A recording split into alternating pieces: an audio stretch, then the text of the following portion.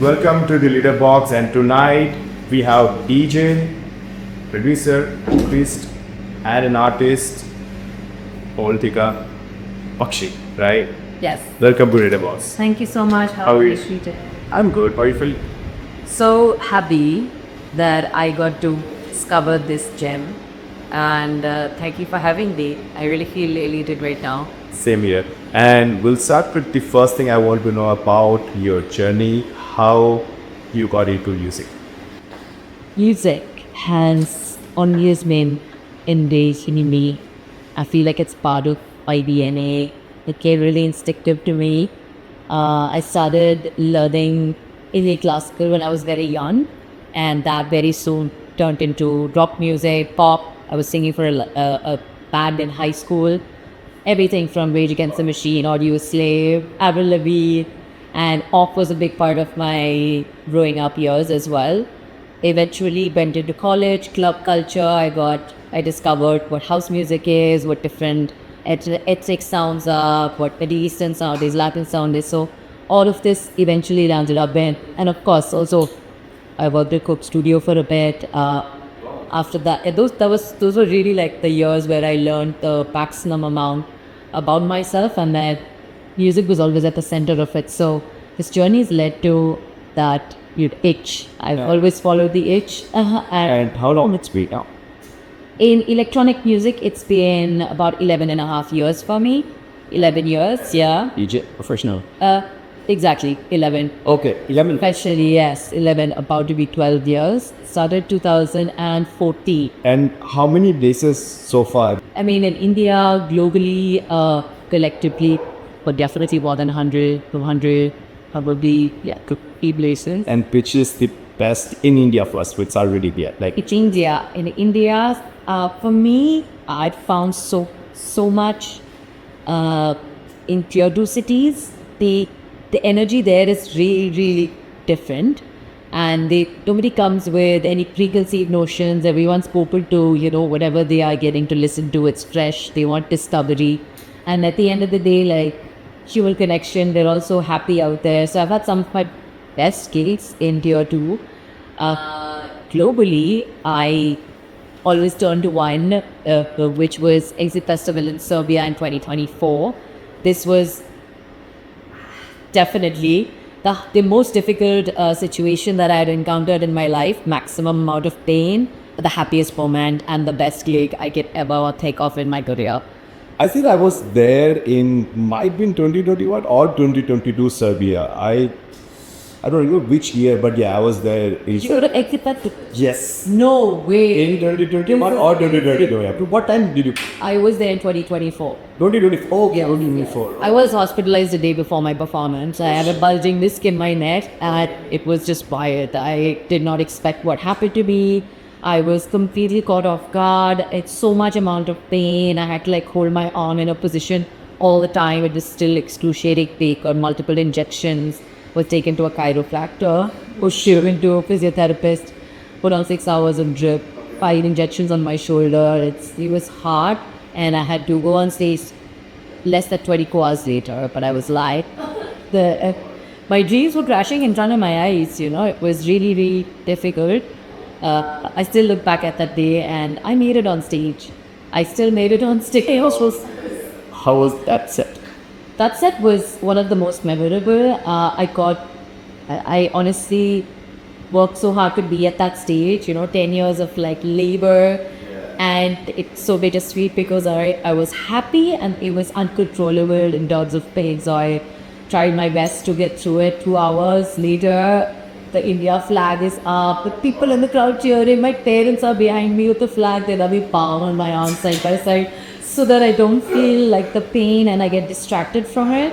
And that resilience, dude, the resilience that I learned about myself, just to say that you gotta show up for yourself, get through this pain, and do this. That was one of the most memorable gigs of my life. Pretty amazing. I mean, people don't see that, because when people see you on this stage, they think oh, look at that, they have the gym movement of life, but they don't know what is the behind the scene, where people have to go through a lot of things. Yeah. So tell me, how is DJ's life? Because everyone see they just travel and they go to a place, they play, and like, oh, it's all like energy, right? But how much effort you put behind every day you go to the stage for it? A lot of it. A lot of that. There's so much that happens which is not glamorous. So it's not for the faint-hearted. It looks really glamorous. But you have to have so much discipline in this industry, and you learn that obviously with experience, trials and tribulations, because it's so much beyond just the performance. You have your music discovery, you have refining your skill, you have learning different chords, like if you want to play on vinyl or if you want to play on CDJs, your production, you have how you want to show up with respect to your brand. Think about those things, what kind of a community you want to build, if you want to have an impact. There's so much that goes on behind the scenes, how you're managed, networking, finding the right people that can represent you, finding your own true video, audio. Today, you know how important social media is in all our lives, how do we present ourselves, that's kapia. So it goes way beyond just ladding up and being like, yo, I can DJ, and that's just the tip of the iceberg. And very specifically as a woman, being a woman and a DJ, you must be having a more challenges, right? So how do you face that, If you asked me this question at 5-6 years ago, I would have said that, oh my God, it was so difficult and so challenging, especially because you're coming from Indian families. And there's so much interdependency we have, you show up as a daughter, as a sister, you have to show up in all those situations with respect and dignity, right? And they don't see it as a serious career. They're just like, DJ? I swear my mom said, "Tet wale bhi to DJ hote hain."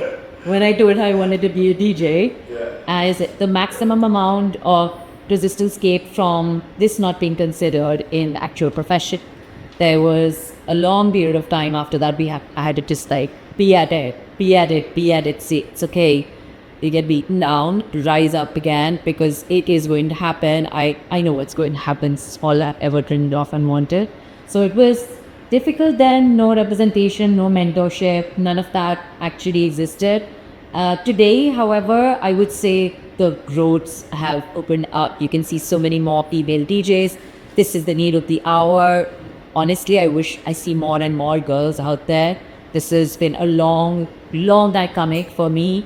And we've started AAA Avantika Amigos, where we champion female talent as well. So it's a big part, it's personal.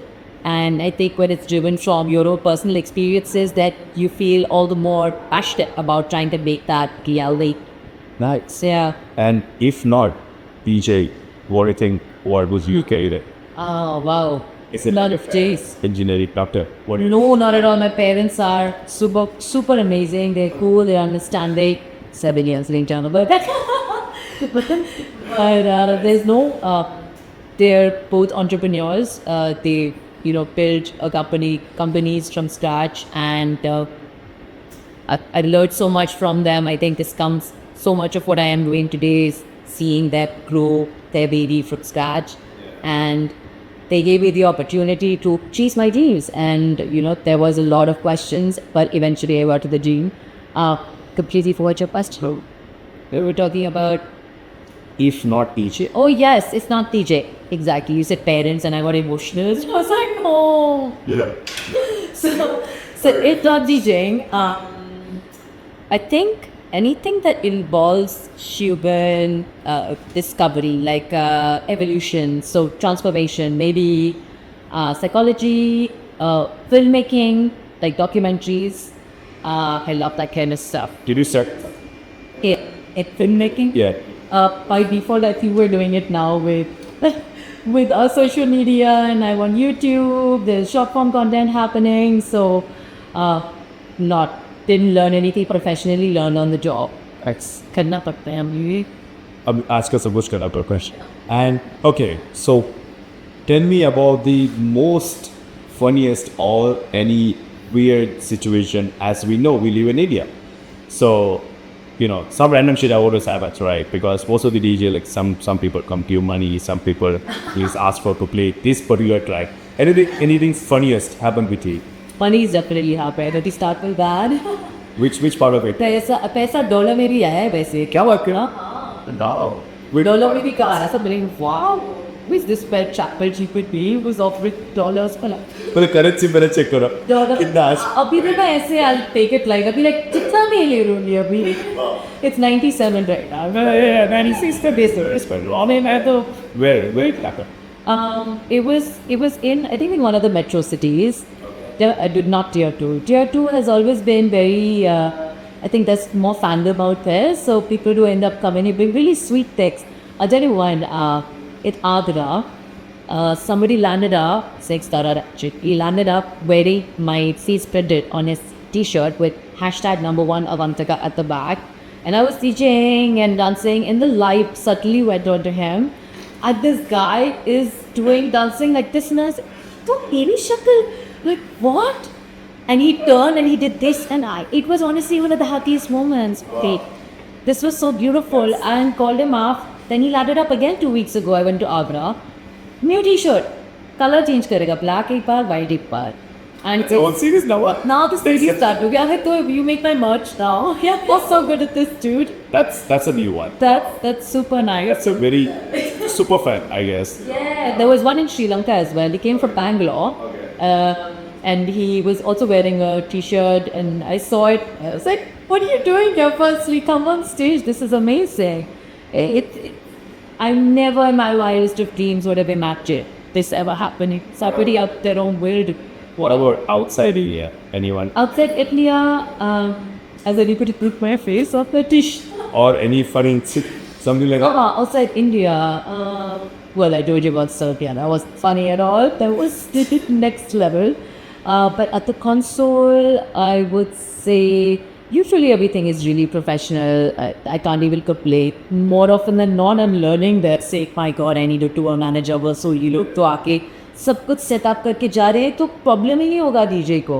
Oh, so to imagine they're coming and checking all the knobs, cue buttons, everything. I've had times the cue buttons not working, knob has still flown off. You know, mid-set, the authorities have landed up, take snatched everything. I'm like, to heavy knee up.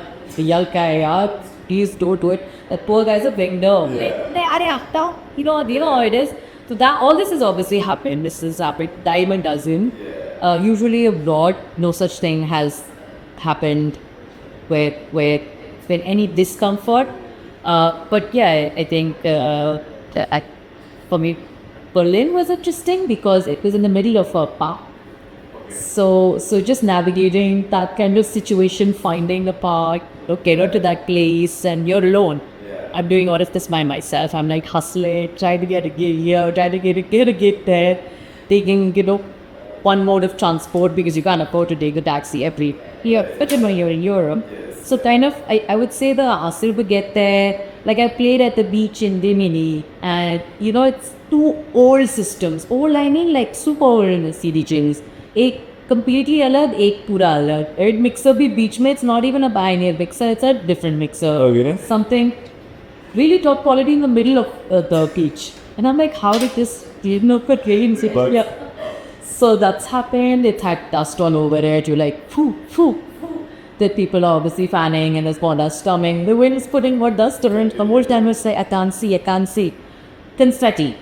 I would say confetti has always been like, no. You have to see the DJ's face, so confetti is like bursting. We're going, no. It's slow motion, confetti is falling all over our parts of the night. Just like, right. Then we get back to it. Wow, that's pretty interesting. Please suck.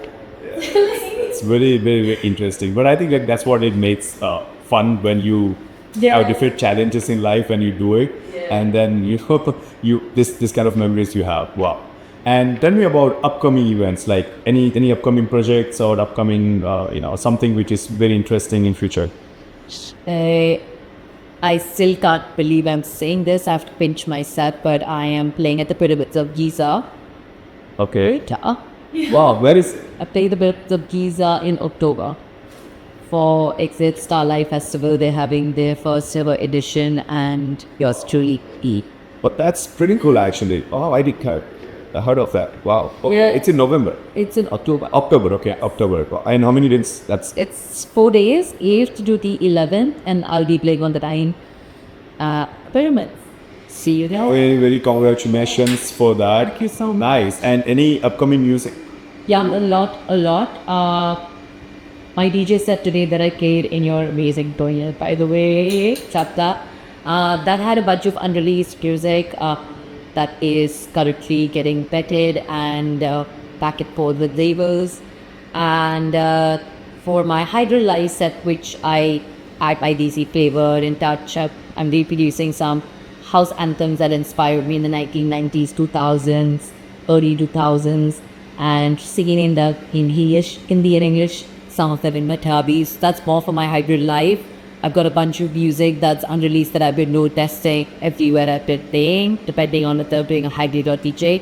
Today I did like my dub versions, also just to road test the music to see, does it sound good in the radio, does it sound good here, does it sound good there, try to put it out as much as I can. So I would say by the end of the year, quite a lot of original music, covers. Welcome to DC House, my project that I do all these covers for my Harriet set. And collaborations are going pretty well too. I had a track called Mairi, which is dedicated to mothers from all around the world, that released on Friday. A Nigerian American artist, Wakila Fora. So I sang for the first time in Punjabi. I am Punjabi. And so that came out, and I'm hoping more collaborations and more experiences with Avantika and Amigos communities, so that we can continue to have those important conversations as well and have those experiences and platforms, and just really keep building the connection. And the final question of the night, how was your experience to play in the functional workshop? Ooh. Oh my lord. Wow. It was really special. It was really special also because you told me the story about this own space prior to me going inside. I have some context about your vision and how your clothes spread your path, and every single detail actually matters here. So the bathroom was just the added bonus, and it felt like a disco ball inside. And I loved there was a mirror I would test sometimes when I'm going to see myself. That perfect hair in place, really lovely vibe, and did not miss the dojo. That's the special one. Yeah. If this is the most, for any DJ to play, everything is so accessible, so everything is around you, so you don't have to go anywhere else, you can play for like hours off set. Welcome to the washroom. Yeah. Thank you. Does the washroom have a name? No. It doesn't have a name. Okay, so would we going to call the what? No, it's called the litter box. Yeah, just the litter box. Yes. Yeah, the litter box washroom. That's the big channel. Why did you call it the litter box? Because I got 4 cats. Ah, Big okay. That's how I see the cat inspiration. Yes. That's how it came, litter, litter. So yeah. Litter box is a very catchy name. So yeah, happy to have litter the box. The experience. But thank you so much for coming to the litter box and recording. I'm super excited to listen to your set. The moment we'll put in on our channel. So yeah. But thank you so much. Thank you. Pleasure. So much. Thank you.